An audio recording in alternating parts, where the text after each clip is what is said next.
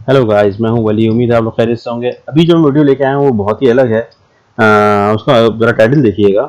Finally happening now, videos will be watched without internet in India. How could that be? मतलब कि बगैर internet के जो है आप वीडियो देख सकते हैं इंडिया के अंदर। ये बहुत मेरे हजम नहीं हुई ये बात, क्योंकि इंटरनेट से ही हम सारी चीज़ें देखते हैं, इन वीडियोस वगैरह सब कुछ। एक दौर था जब हम वीसीआर के अंदर फिल्में डाल डाल के देखा करते थे, तो वो दौर दोबारा तो नहीं आ रहा कहीं। ये ऐसी बात नहीं है, कोई टेक्नोलॉजी के अंदर कोई तीर मारा है बड़ा सा, आए इनको देखते हैं। गेट्स इट्स फैक्ट की वीडियो है, डिस्क्रिप्शन में लिंक मिल जाएगा। पहले इस वीडियो को देखते हैं, उसके बाद फिर थोड़ा सा रिएक्ट करेंगे। Hello friends, Gaurav here.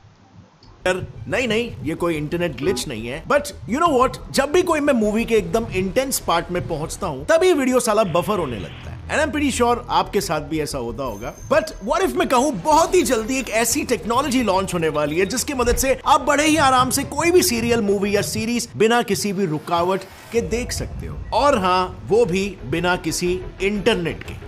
Unbelievable, right? लेकिन इस अनबिलीवेबल चीज को पहली बार इंडिया के द डिपार्टमेंट ऑफ टेलीकम्युनिकेशंस और India public service broadcaster Prasar Bharati ने पॉसिबल करके दिखाया। ये दोनों ऑर्गेनाइजेशन साथ में मिलकर एक ऐसी टेक्नोलॉजी पर काम कर रहे हैं जो डायरेक्टली वीडियोस और मल्टीमीडिया कंटेंट को आपके फोन पर ब्रॉडकास्ट करने वाली है, जस्ट लाइक रेडियो एफएम। और इस टेक्नोलॉजी को नाम दिया गया है D2M, यानी direct to mobile technology. But is this even possible? And if yes, तो इस टेक्नोलॉजी का वर्किंग कैसे होगा और उसके क्या क्या फायदे होंगे? Well, let's find out. जैसे कि मैंने पहले कहा, डीओटी और प्रसार भारती ने यह अनाउंस कर दिया है कि वो आईआईटी कानपुर की मदद से बहुत ही जल्द D2M टेक्नोलॉजी को लॉन्च करने वाले हैं, जो कि बिल्कुल एक रेडियो एफएम की तरह काम करेगी। इसे लॉन्च करने का मेन पर्पस है बिना सैटेलाइट और इंटरनेट की मदद से emergency alerts directly, reliably broadcast करना। And now, as we all know, radio 5 main चीजों पर वर्क करता है: ट्रांसमीटर, रिसीवर, एम्पलीफायर, डीमॉड्यूलेटर और स्पीकर। सो बेसिकली होता यह है कि रेडियो वेव्स ट्रांसमीटर से सिग्नल्स को कैरी करते हैं और फिर उन सिग्नल्स को रिसीवर एंड पर रिसीव करता है। जैसे ही सिग्नल्स रिसीव होते हैं, वैसे ही उन सिग्नल्स को एम्पलीफायर की मदद से स्ट्रेंथन किया जाता है और डीमॉड्यूलेटर में रेडियो वेव और इंफॉर्मेशन को सेपरेट करके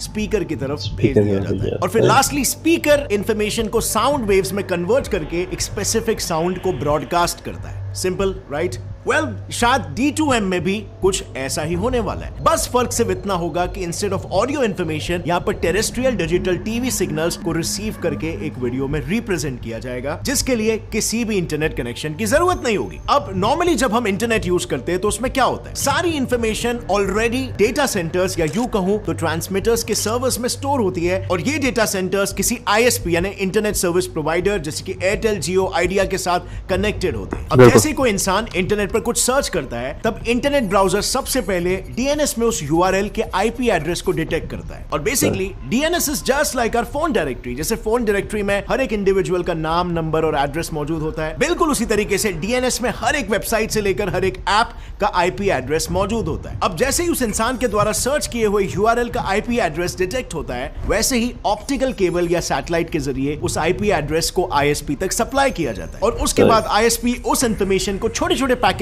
यानी कि बिट्स में हमारे कंप्यूटर या लैपटॉप तक सप्लाई करते हैं। बेसिकली इस तरीके से इंटरनेट जो आप यूज करते हो आप तक पहुंचता है। आई नो काफी कॉम्प्लिकेटेड सा प्रोसेस साउंड कर रहा होगा, और एग्जैक्टली इसी कॉम्प्लिकेशन को D2M टेक्नोलॉजी दूर करने वाली है। अब D2M टेक्नोलॉजी स्ट्रीमिंग को बहुत ही आसान बना देगी, यानी क्रिएटर्स की संख्या भी बढ़ने लगेगी इन द फ्यूचर। और इस बढ़ते इकोसिस्टम का फायदा हम कैसे उठा सकते हैं, आइए जानते हैं। अब मेरे व्यूअर्स, आप एक क्रिएटर होंगे या तो किसी क्रिएटर को फॉलो जरूर करते होंगे। जैसे मैं क्रिएटर हूं, हमारे पास मनी अर्निंग के काफी ऑप्शंस होते हैं, जैसे YouTube ads, brand collabs, etcetera etcetera. मैं आपको एक ऐसा तरीका बताता हूं जिससे अगर आप एक क्रिएटर हो या फिर एक व्यूअर, आप अच्छा खासा साइड इनकम अर्न कर सकते हो। एक सबसे इंपॉर्टेंट और हाईली पेइंग ऑप्शन जो काफी क्रिएटर्स मिस कर देते हैं, वो है अपने नॉलेज और एक्सपर्टीज को शेयर करके पेड टू व्यू कंटेंट बनाना, जिसके लिए व्यूअर्स अच्छा खासा पैसा पे करने को रेडी है। वेल, रिगी ऐप पर आप एग्जैक्टली यही कर सकते हो। इस ऐप का बेस्ट फीचर है कि आप अपनी कम्युनिटी क्रिएट कर सकते हो through paid WhatsApp and Telegram group, जिसका आप मंथली, क्वार्टरली या एनुअल सब्सक्रिप्शन मॉडल रख सकते हो। फ्यूचर कम्युनिटीज का ही होने वाला ये हर कोई जानता है। प्लस आप 1-to-1 लाइव इंटरेक्शन भी कर सकते हो, जो देता है आपके फैंस को आपसे कंसल्ट करने का सीधा मौका। अगर आप क्रिएटर नहीं भी हो, आपका कुछ तो पैशन होगा या फिर कोई ऐसा स्किल, नॉलेज या वैल्यूएबल इंफॉर्मेशन जो आप अपने सोशल मीडिया या फ्रेंड्स के साथ शेयर करके उससे मनी अर्न कर सकते हो, तो आज ही डाउनलोड करो इस ऐप को नीचे डिस्क्रिप्शन लिंक से और अपने नॉलेज को मोनेटाइज करो। And now let's jump back to the topic.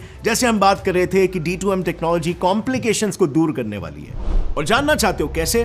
Well, अगर फ्यूचर में सच में ऐसा हुआ कि सच में ये टेक्नोलॉजी लॉन्च हुई, इससे 3 सेक्टर्स को मेजरली काफी ज्यादा फायदा होने वाला है। सबसे पहला सेक्टर होगा कंज्यूमर का सेक्टर, यानी कि हम। यू सी 2021 में जब एक रिपोर्ट निकाला गया था, तब ये बात सामने आई थी कि इंडिया में 750 मिलियन स्मार्टफोन यूजर्स है और 2026 तक ये आंकड़ा 1 बिलियन पार करने वाला है। और इतने सारे यूजर्स हर महीने इंटरनेट के लिए 400 से 500 रुपए खर्च करते हैं। तो अगर ओवरऑल हम काउंट करने जाए तो इंडिया में मंथली 30 से 40 करोड़ रुपीस इंटरनेट पर इन्वेस्ट होता है, और वाईफाई के चार्जेस तो हमने काउंट ही नहीं किए। और फिर इतने पैसे खर्च करने के बाद हमें क्या मिलता है? सिर्फ 2 GB पर डे जितना डेटा, जिसमें हम एक मूवी तक हाई डेफिनेशन में ढंग से नहीं देख सकते। और वहीं पर अगर मैं D2H टेक्नोलॉजी की बात करूं तो उसके भी मंथली प्लान्स अप्रोक्सीमेटली 400 से 500 रुपीस रहते हैं। पर D2H में हम कितने भी चैनल्स 24 आवर्स के लिए बिना रुके देख सकते हैं। और इसीलिए मुझे ऐसा लग रहा है अगर D2M के लिए भी कुछ प्लान्स होंगे तो वो भी D2H जैसे एकदम कॉस्ट एफिशिएंट होंगे। और इसका डायरेक्ट फायदा मिलेगा कंज्यूमर को। वीडियो ट्रैफिक कम, वीडियो बफरिंग कम, और हम कंटिन्यूअसली एक सुपर क्वालिटी वीडियो को देख पाएंगे, जिससे इवेंचुअली व्यूअरशिप और भी ज्यादा तेजी से बढ़ने लगेगा। नाउ आई नो ये सब सुनने के बाद आप सभी को ऐसा लग रहा होगा कि अगर इंटरनेट नेटवर्क ही नहीं होगा तो इंटरनेट प्रोवाइड करने वाली बड़ी बड़ी इंटरनेट सर्विस प्रोवाइडर कंपनीज तो लॉस में चली जाएगी। बट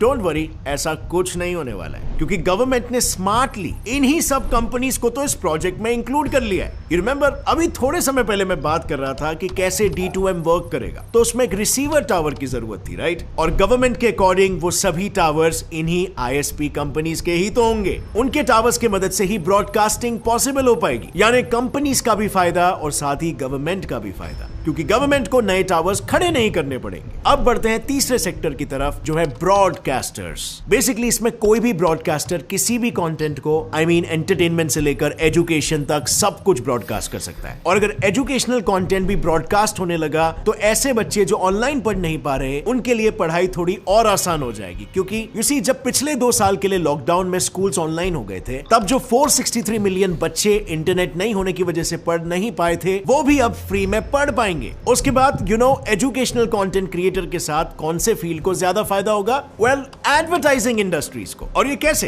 वेल, अगर मैं YouTube एड्स की बात करूं तो इसमें उन्हीं एड्स को प्रमोट किया जाता है और उन्हीं एड्स के पैसे मिलते हैं जो स्किप नहीं होते। अगर 5 से 6 सेकंड्स के अंदर किसी भी नॉन स्किपेबल एड को बंद कर दिया तो वो एड्स प्रमोट होना बंद हो जाते हैं और उसके पैसे एड्स देने वाली कंपनी को नहीं मिलते। ऑन द अदर हैंड, अगर मैं रेडियो स्टेशन की बात करूं तो वो स्मार्टली 2 कंपनीज की मदद से, जो है नीलसन और AQH लिसनर्स को ट्रैक करके एड्स को प्ले करते हैं। सिंपली ये दोनों कंपनीज 15-15 मिनट के इंटरवल्स में हर एक चैनल पर ट्यून्ड नंबर ऑफ ऑडियंस को ट्रैक करते हैं और कैलकुलेट करते हैं कि कौन से टाइम पर लिसनर्स ज्यादा एक्टिव है और एग्जैक्टली कौन से चैनल पर। और जैसे ये डेटा रेडियो स्टेशन तक पहुंचता है, रेडियो स्टेशंस उसी समय एड्स को ब्रॉडकास्ट करते हैं, सो दैट एड स्किप करने का कोई चांस ही नहीं होता। अब क्योंकि D2M भी रेडियो FM की तरह ही वर्क करने वाला है, तो इसमें एडवर्टाइजमेंट कंपनी का सबसे ज्यादा फायदा होगा और उनका मंथली रेवेन्यू इंक्रीज हो जाएगा। और सिर्फ एड कंपनीज को ही नहीं, इसका फायदा इंडियन इकोनॉमी को भी होगा, क्योंकि technological advancement leads to economic growth.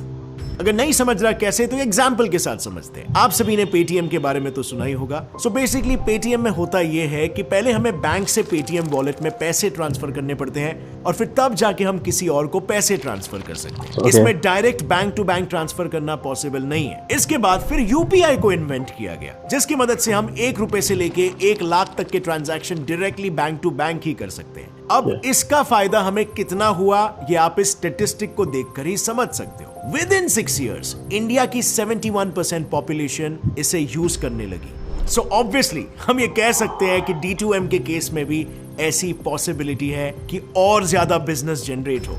This could well be like a big disruptor of internet. Now you tell me, overall ये सब सुनने में काफी इंटरेस्टिंग जरूर लग रहा होगा, but you know, जब मैं इस पूरे प्रोजेक्ट को स्टडी कर रहा था, तब मुझे इस प्रोजेक्ट के हर एक बेनिफिट में कई फ्लॉज भी नजर आ रहे थे। Now I could be wrong as well, but फिर भी मैं बता देता हूँ एग्जैक्टली वो कौन से फ्लॉज थे। सो इस पूरी टेक्नोलॉजी का सबसे बड़ा फ्लॉ है इसका मॉडल। देखो, इनका आइडिया तो सही है, लेकिन आप ही सोचो, जब भी हम रेडियो FM सुनते हैं तब उसमें भी कई बार नेटवर्क ना मिलने की वजह से खर खर आवाज सुनाई देती है। एंड नॉट जस्ट दिस, अगर मैं D2H को भी देखूं तो रेनी सीजन में जैसे ही क्लाउड्स आते हैं या हैवी रेनफॉल होना शुरू हो जाती है, वैसे ही सिग्नल्स के इश्यूज चालू हो जाते हैं। अब अगर गवर्नमेंट इसे FM या D2H जैसे ही बनाने वाली है, तो क्या यही प्रॉब्लम्स D2M में नहीं आएंगे?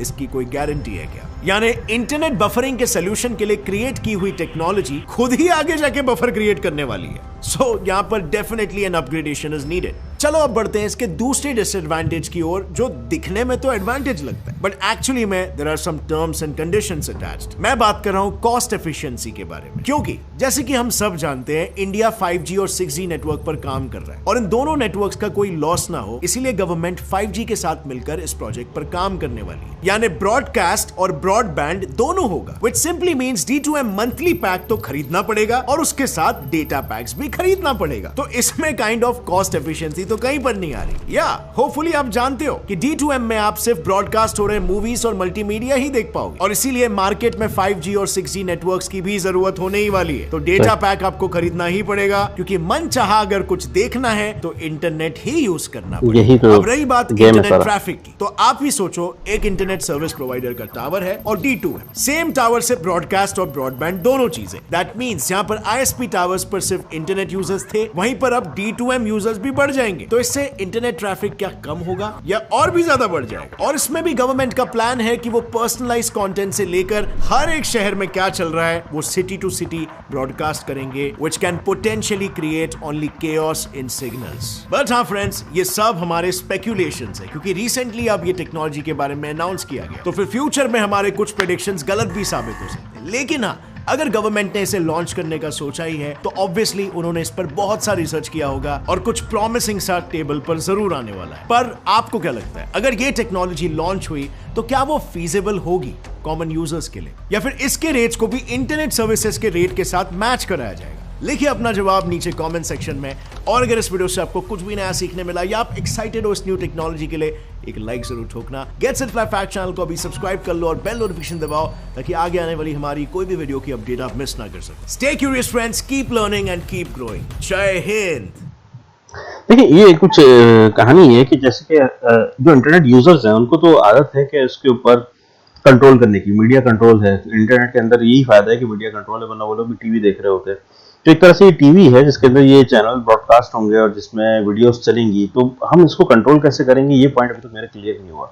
हम ये चाहते हैं कि नहीं ये वाली वीडियो नहीं आए तो वो वाली वीडियो आए, तो और फिर हम डायरेक्ट अब कहते हैं कि नहीं इन्फॉर्मेशन से रिलेटेड वीडियोस चाहिए। मतलब एक तरह का ये यूट्यूब ही है, लेकिन क्या इसके अंदर हम कंट्रोल कर सकेंगे? यानी पूरा इंटरनेट तो नहीं है, लेकिन सिर्फ यूट्यूब समझने के दिया गया है। तो और लोग फिर इंटरनेट पे मजीद चीजें भी करते हैं, मतलब कंप्यूटर से कि भाई अब मैं यूट्यूब मुस्तकिल नहीं देखता कोई आदमी ना डेडिकेटेड होके, तो वो इधर उधर भी चला जाता है। मतलब कि अब मैं ये काम कर लूँ, मैं वो काम कर लूँ, तो ये सारी चीजें रहती हैं। तो क्योंकि डेडिकेटेड वीडियो वॉचिंग बहुत कम रह गई है, लोग जो है ना फिल्में भी जो है बहुत इसलिए जाके बाहर देख के आते हैं क्योंकि एक एंजॉयमेंट हो जाती है, बस वो ये डेडिकेशन होती है। बाकायदा अगर जो टीवी पे फिल्म आती है वो तो कम ही देखते हैं लोग, लेकिन खुद भी अगर देख रहे होते हैं तो बड़े टुकड़ों में देखते हैं, पॉज कर करके, कभी ये काम कर लिया वो काम कर लिया, एकदम बैठ के डेडिकेटेड होके नहीं देखते। तो ये इसको किस तरह देखेंगे, ये इसके ऊपर है कि मूवी वहाँ पे चलती रहेगी या केबल पे चलती रहती है, तो वो एक अलग नीश है लोगों की, वो एक अलग क्लाइंट है। लेकिन ये जो कस्टमर है, हम जैसे लोग जैसे इंटरनेट के ऊपर सर्व करते हैं कंट्रोल मीडिया के साथ, उनका एक नजरिया थोड़ा सा डिफरेंट है। चले देखते हैं गाइस किस तरह ये लोग करते हैं। और आपस में अगर ये सारे लोग एक ही टावर यूज करेंगे तो फिर तो दैट से तो मसला हो सकता है ना इंटरनेट का भी। तो कुछ कह नहीं सकते अभी इसके बारे में, अनटिल अनलेस कि ये आ जाए मार्केट में और फिर इसके फायदे और नुकसान पता चले। चलें गाइस, लाइक एंड सब्सक्राइब जरूर कीजिएगा। मिलते हैं नेक्स्ट वीडियो में। Take care till then.